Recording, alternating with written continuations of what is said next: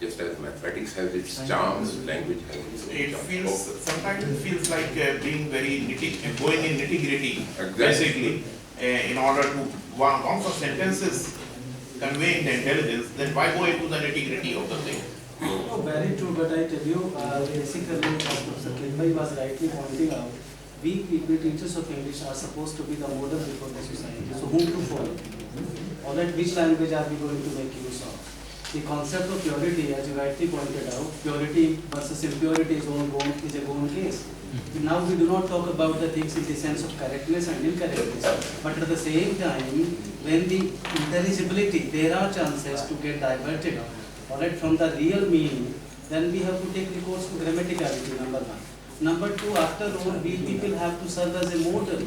सही Who बात। are the model before the ठीक है, society? वही अग्रवाल साहब की बात में सप्लीमेंट कर रहा हूँ। असल में तो क्या होता है, पेट भरना है जी, कच्चा गेहूँ खा लीजिए और उसकी लुचिया बना के बनाइए, दोनों में तो फर्क है ना जी।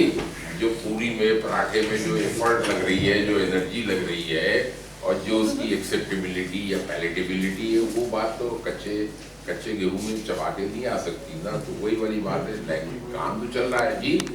गेहूं कच्चा आप चबा लेंगे तभी न्यूट्रिशन पहुंच जाएगा, जिंदा रहेंगे मरेंगे नहीं जी। और वही पराठा जो है, पनीर भरा पराठा खाए तो उसकी बात ही और। Okay ji, thank you very much.